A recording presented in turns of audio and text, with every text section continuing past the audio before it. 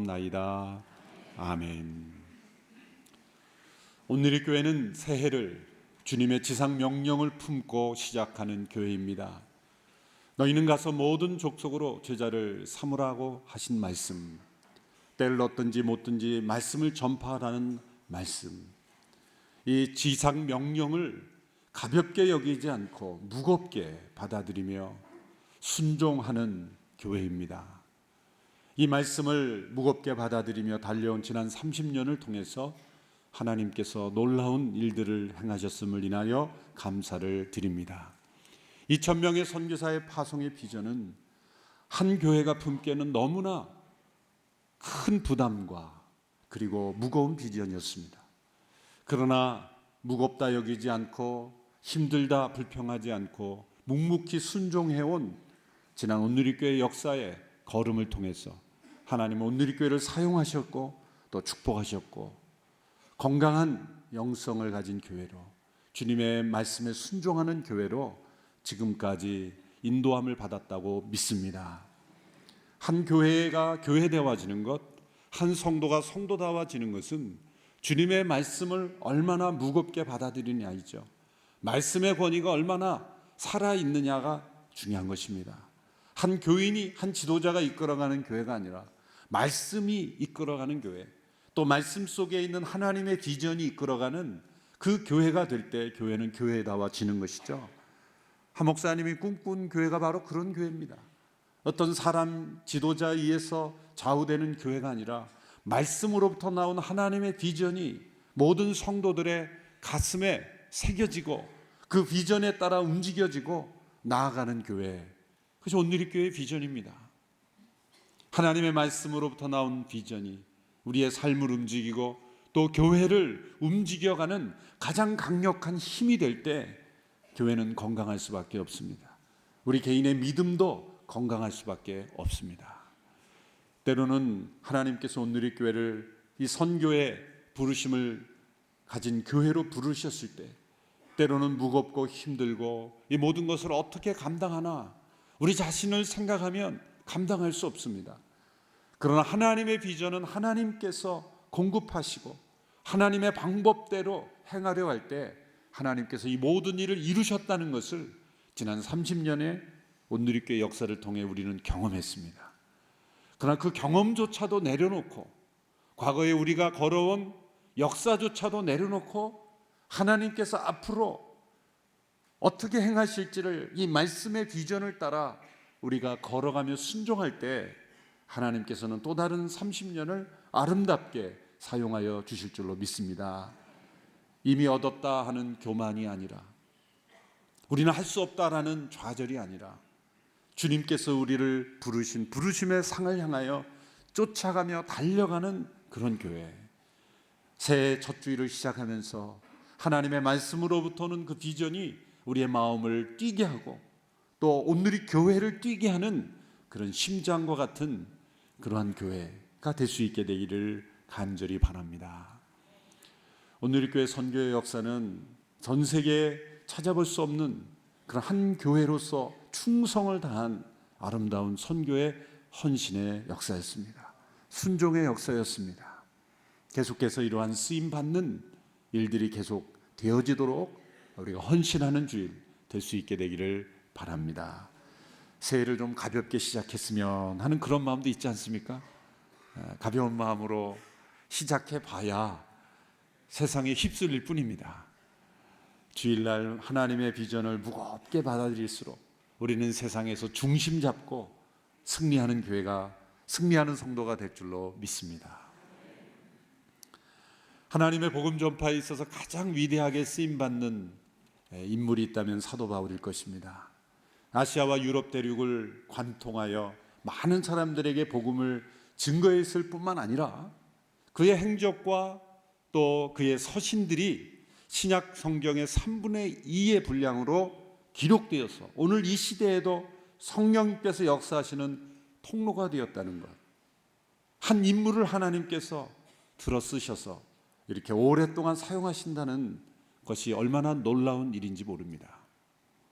그러나 사도행전의 기록은 이렇게 쓰임받은 사도 바울이 원래는 소위 NT 교회, NT 예수님의 원조였다는 거예요. 예수님의 대적자였다는 거예요. 교회의 핍박자였다는 사실을 우리에게 가르쳐주고 있습니다. 단지 예수님을 믿는 사람들을 거부하고 싫어하는 정도가 아니라 매우 적극적인 핍박자요, 박해자요, 그리고 대적자였다는 것을 우리에게 알려주고 있습니다. 그의 이름이 처음 등장하는 것은 스데반 집사님이 순교하는 사도행전 6장입니다. 그는 그 스데반의 죽음을 당연하게 생각할 뿐만 아니라 그 죽음의 주동적 역할을 하는 사람들로 등장합니다. 그러나 그는 스데반의 죽음으로 만족하지 않았습니다. 예수님을 믿는 사람들은 지상에서 완전히 멸절되어야 할 사람들로 그는 여겼습니다. 스데반의 죽음 이후에 성도들이 예루살렘에서 다 흩어졌습니다. 여러 나라로, 여러 지역으로 다 흩어져서 예루살렘에는 많이 남아있지 않았지만 그는 만족할 수가 없었습니다. 어디엔가 예수님을 믿고 따르는 이가 있다는 것 자체로 그는 견딜 수 없는 그런 어떤 조바심, 조급함, 그런 자기 자신의 의협심에 사로잡히게 되었던 거죠. 그래서 그는 대제사장에게 찾아가서 그 당시에 믿는 그리스도인들이 가장 많이 흩어져 있던 이 다마스커스, 오늘날 시리아의 지역이죠. 수리아 혹은 시리아라고 불리는 지역에 있는 약 한 240km 떨어진 일주일 이상 걸어가야 하는 그 지역에 많은 그리스도인들이 모여 있다는 소식을 듣고 내가 그 지역에 가서 그들을 잡아올 테니 그곳에 있는 회당장들에게 공문을 좀 써주시오, 나에게 권한을 위임해 주시오 라는 것을 요청하게 되죠. 그래서 무엇을 보여줍니까? 그가 대제사장이나 혹은 산헤드린의 공의 명령을 따라 수행하는 수행원 정도가 아니라 이 모든 것을 기획하고 주도하고 그리고 대제사장까지 움직여서 예수님 믿는 사람들을 핍박하는 그러한 브레인의 역할을 하는 사람이었다. 그리고 계획할 뿐만 아니라 자신이 직접 가서 실천하는 행동가였다라는 거죠.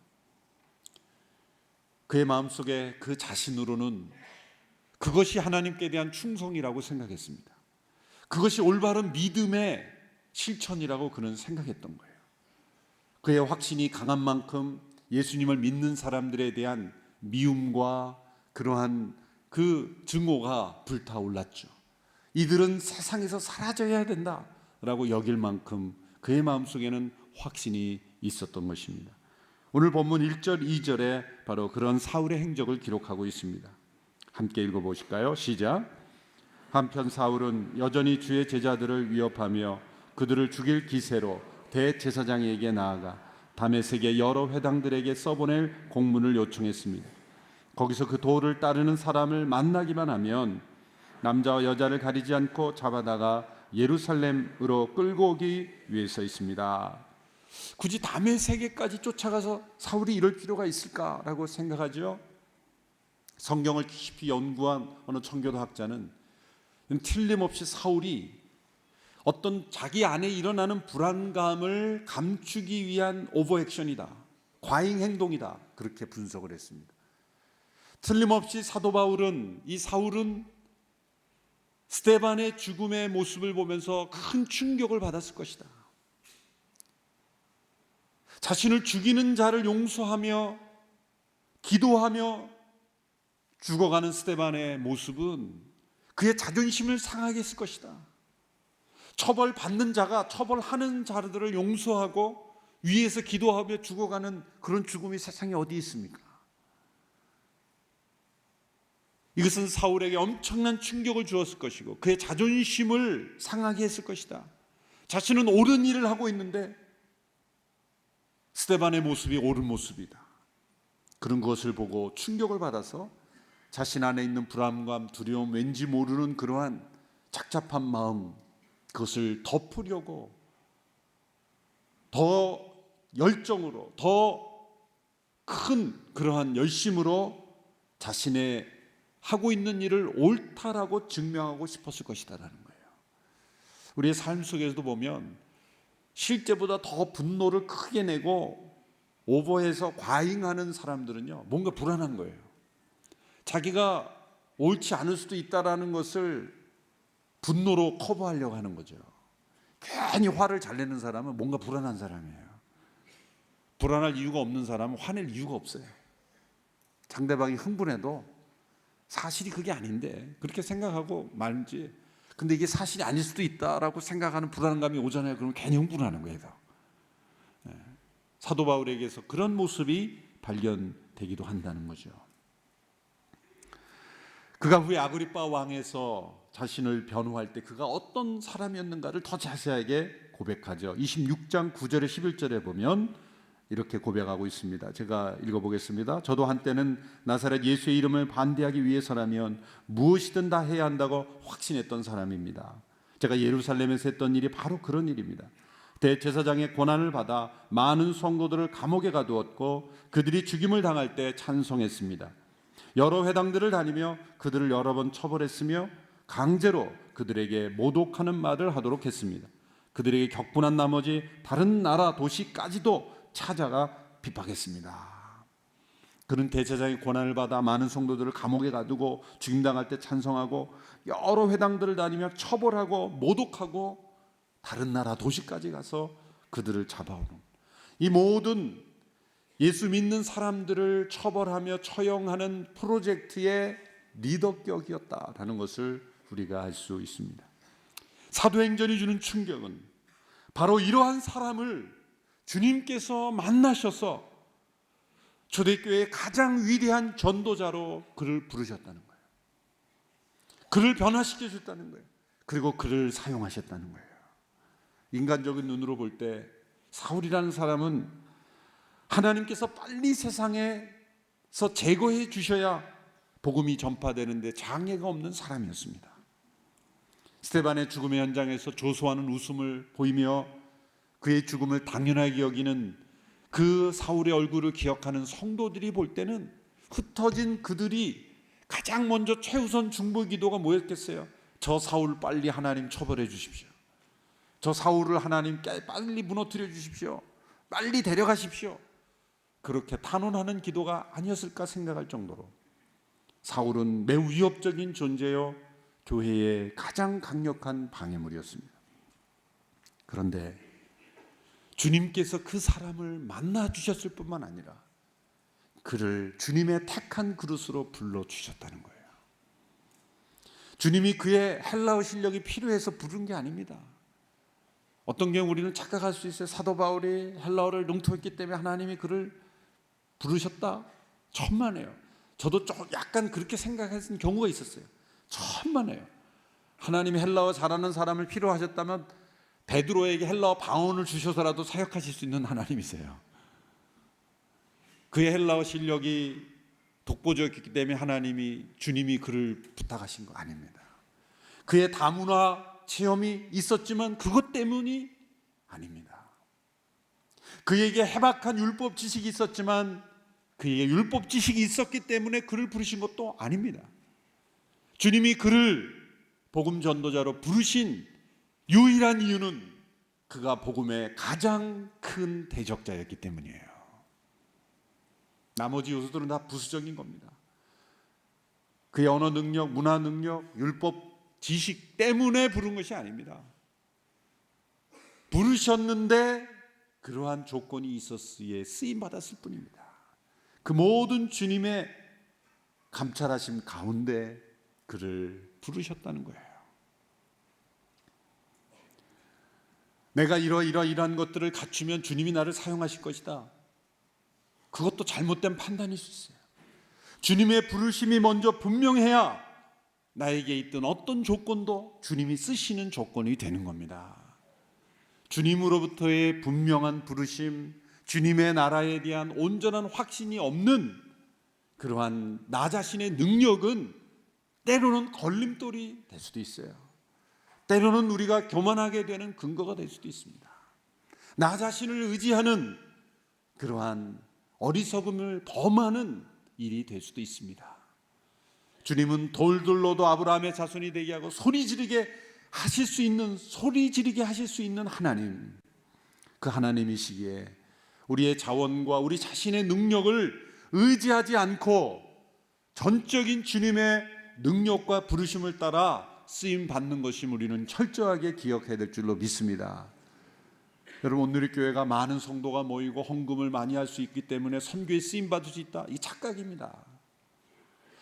우리가 선교에 헌신하고 주의 부르심을 따라 온전히 순종하기 때문에 주님께서 모든 것을 더해 주시는 거예요. 착각하면 안 됩니다. 그래서 많은 교회들이 이것을 뒤집어서 생각하죠.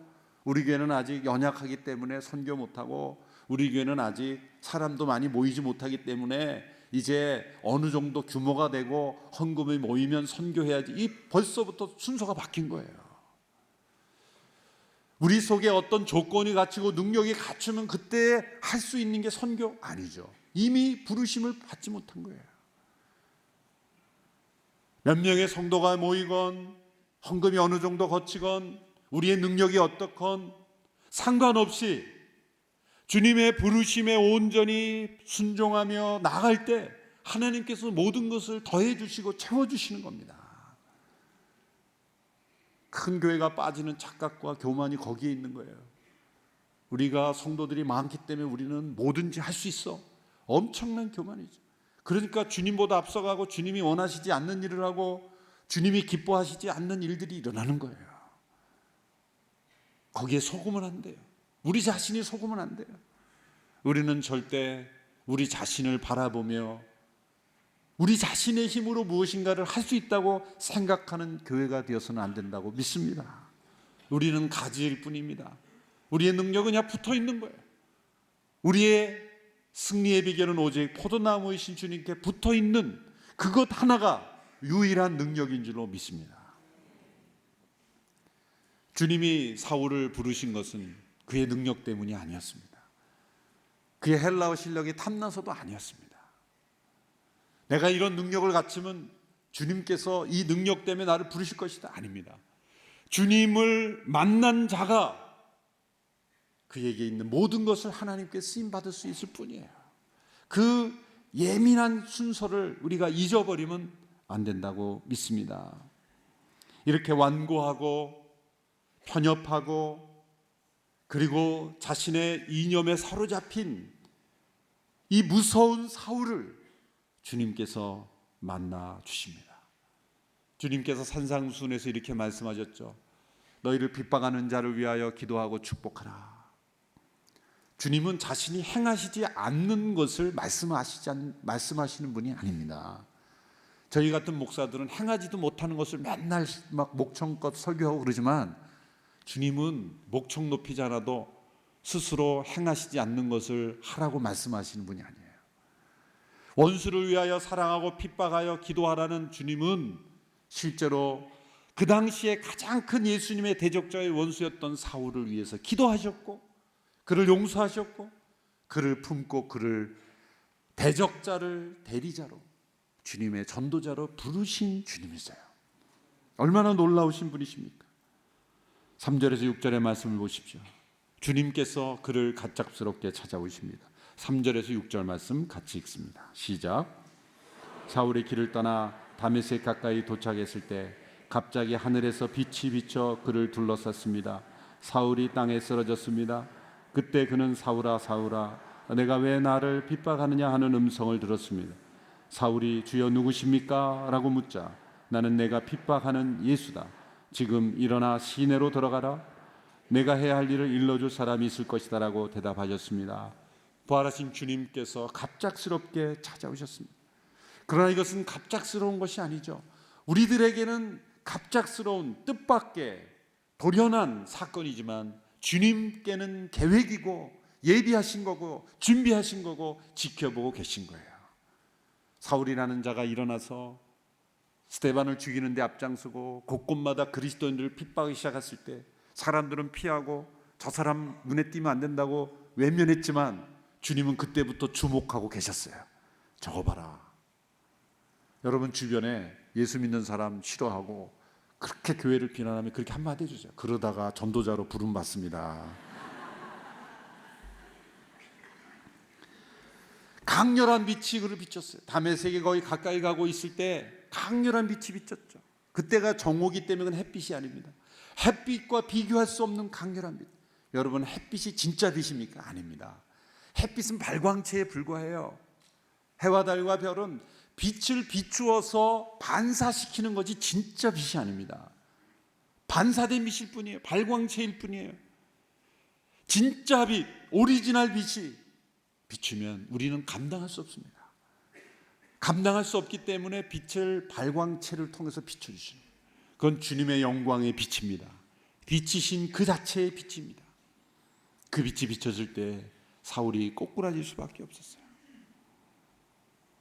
자신의 편협과 고집과 자신의 이념의 포로가 되어서 도무지 깨어지지 않는 사람들은 이렇게 엎드러지게 하시는 체험을 주시는 거예요. 체험이 강렬할수록 이렇게 생각하시면 돼요. 내가 이만큼 고집이 세구나. 어떤 사람은 거꾸로 해석해요. 내가 능력이 있어서 이런 체험을 한다. 천만에요. 고집과 편견이 강하기 때문에 그런 초자연적인 체험을 주시는 겁니다. 다른 사람이 없는 강렬한 체험을 했다고 나는 위대해. 이거 또 깨질 만한 생각을 하는 거예요.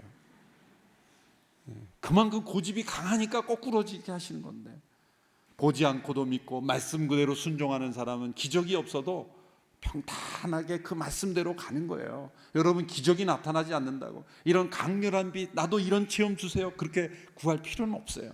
필요하시면 다 주세요. 언제 주십니까? 고집이 강할수록 강렬하게 주시는 거예요. 순간 시력을 잃어버리는 그러한 그 상황 속에 꼬꾸라지는 거예요.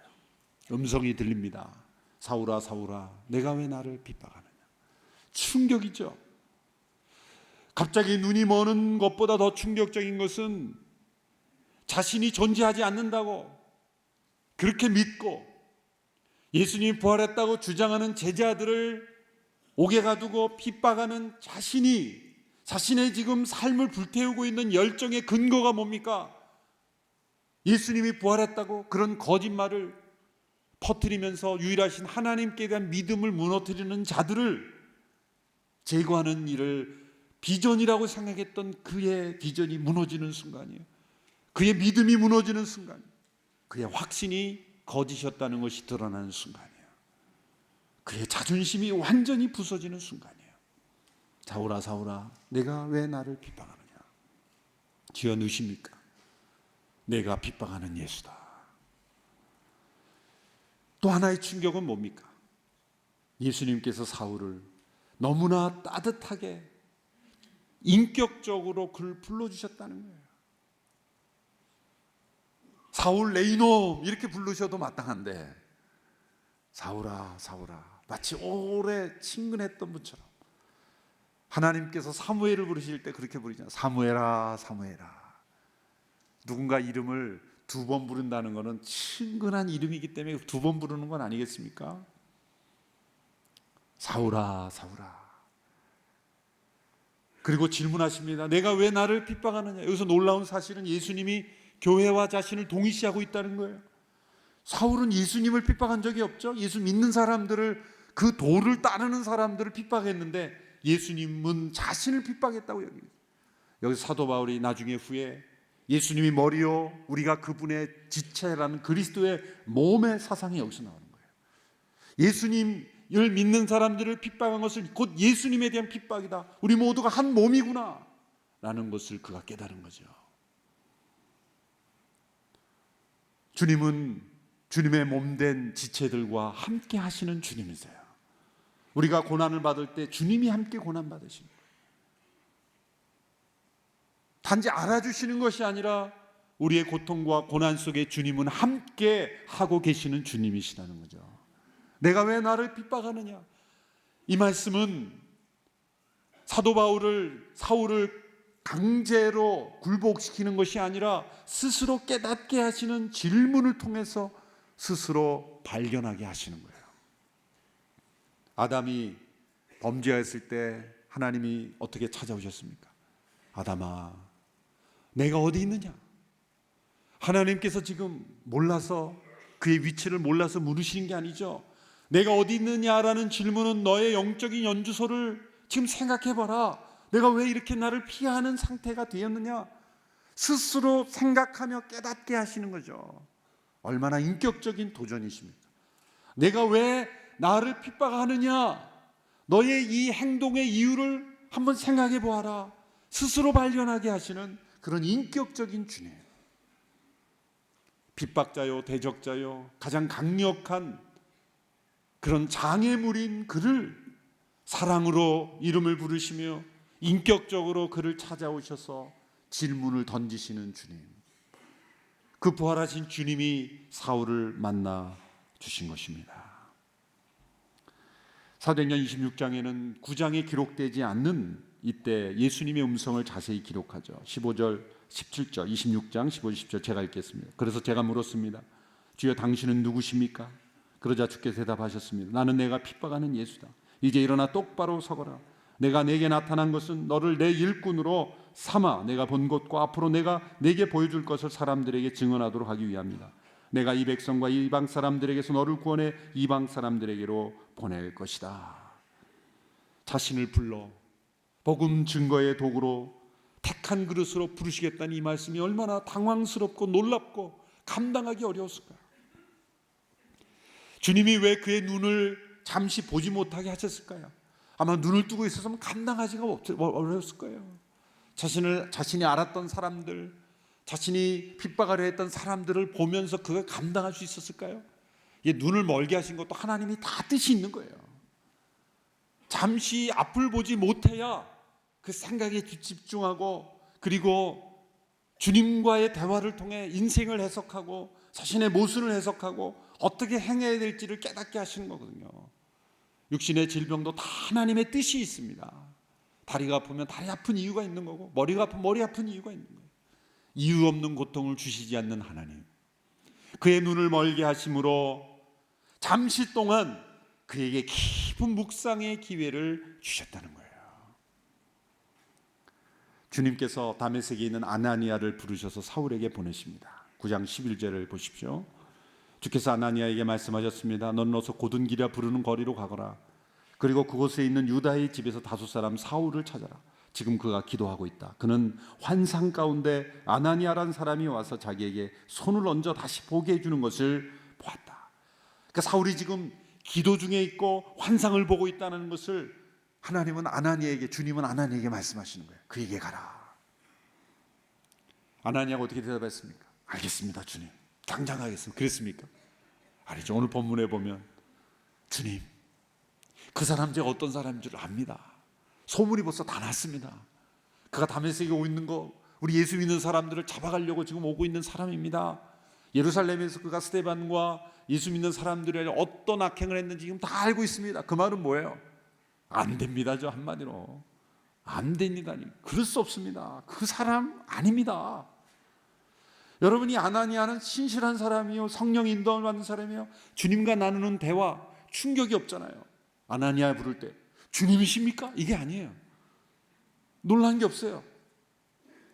이전에도 주님과 그런 교통이 있었다는 걸 알 수가 있죠. 사울은 충격이었지만 아나니아에게는 충격이 없어요. 우리는 주여 주님을 만나기 원합니다 하고 주님이 나타나시면 충격받아 쓰러지죠. 처음 보니까. 주님이 나타나셔도 전혀 충격이 안 되는 우리가 되기를 바랍니다. 그러니까 아나니아는 근데 주님께 뭐라고 말해요? 안 됩니다라는 뭐라고 말해요? 주님, 이 사람 어떤 사람인지 다 압니다. 그건 뭐예요? 이 사람은 아닙니다. 여러분, 우리가 선교를 한다고 하면서도 아나니아와 같은 시각을 여전히 가지고 있어요. 저 무슬림에게 무슨 복음을 전해? 저 글도 모르는 사람에게 복음이 필요합니까? 저 악한 사람들에게 무슨 복음을 전한다 그럽니까? 다 아나니아의 시각이죠.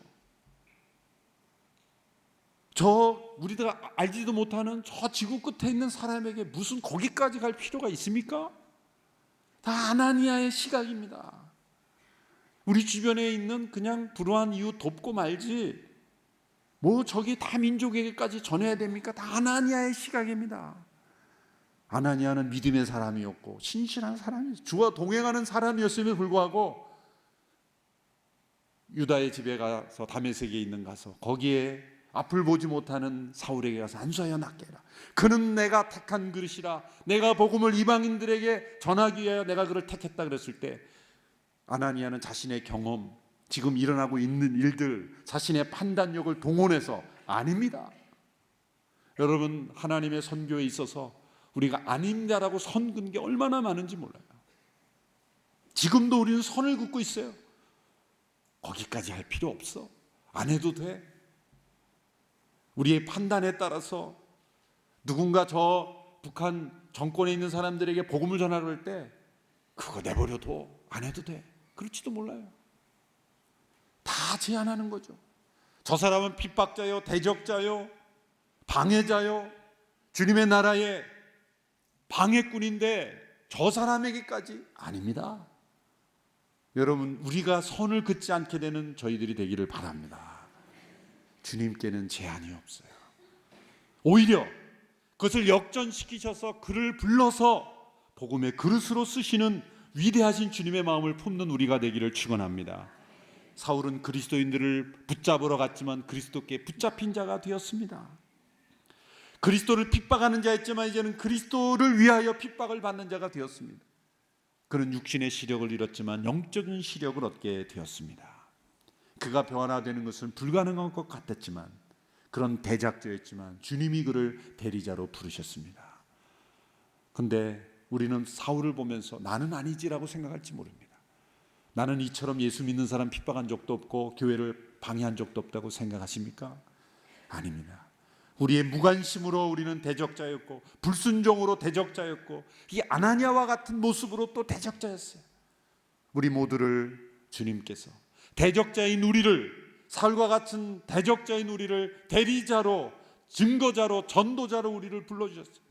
오늘의 교회를 그런 부르심으로 불러주셨습니다. 너는 나의 택한 그릇이라.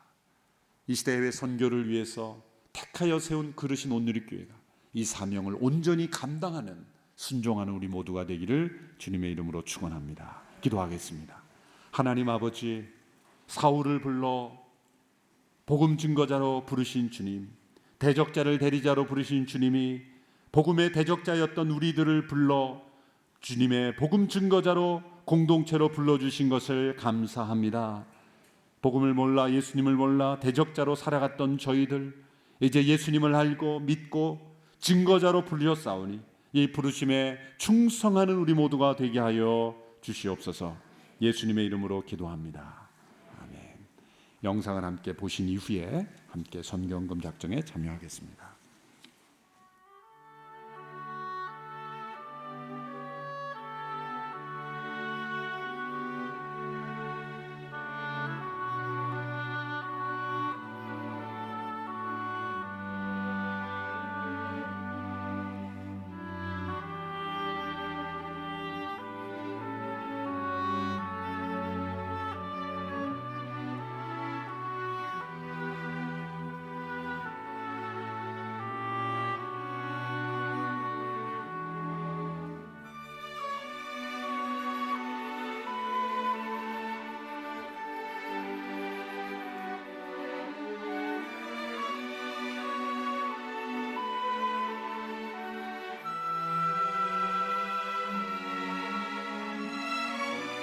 하나님이 허락하신 그날까지 저희는 최선을 다해서 이 땅의 영혼들을 섬길 것이고 한 영혼을 기이 여기는 그런 마음으로 있을 것입니다. 그때가 언제인지 모르겠지만 기쁜 마음으로 형제들과 인사를 나누고 이 지역을 떠날 겁니다. 그리고 주님의 나라에서 만나겠죠.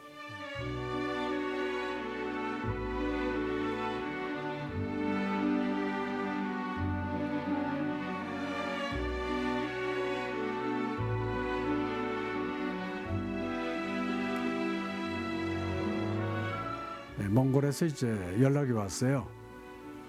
떨리는 음성으로 이제 몽골에서 이제 연락이 왔는데 이제 그때 제가 제 아들 서천 소식을 듣게 된 거죠. 울부짖으며 하나님 앞에 이제 부르짖어 기도했죠. 원망하는 기도가 많이 나오더라고요. 단기 팀원 한 20여 명 중에 왜 하필이면은 우리 아들을 데려가십니까? 제 손으로 묻어주게 되었습니다. 예, 그때 제가 이제 생각나는 것이 이거는 내가 한 일이 아니라 하나님이 친히 하신 일이구나. 하나님이 우리 아들을 몽골 땅으로 보내셨구나. 몽골 선교가 굉장히 급한 모양이구나. 제 아들을 묻는 순간부터 이제 저도 이제 선교사로 나올 준비를 하기 시작했죠. 제 아내의 건강 때문에 제가 이제 철수를 해야 된다 뭐 이런 얘기를 들으면서 굉장히 좀 어려웠어요.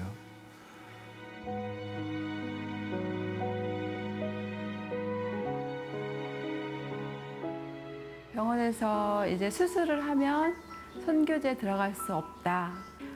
주님 앞에 간절히 기도할 때 그 자리에서 보이는 거는 그 아이들의 눈동자였어요. 눈동자가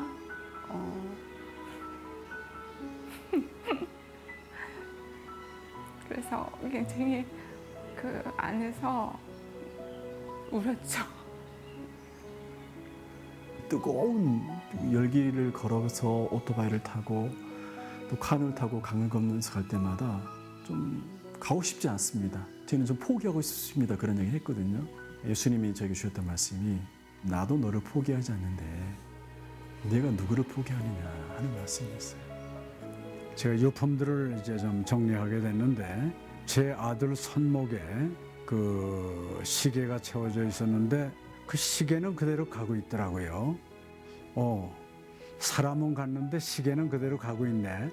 그래서 이제 우리 아들의 심장은 멈췄지만은 아들이 남기고 간 이 선교 시계, 이 선교 시계는 지난 15년간 계속 멈추지 않고 지금까지 뛰고 있죠.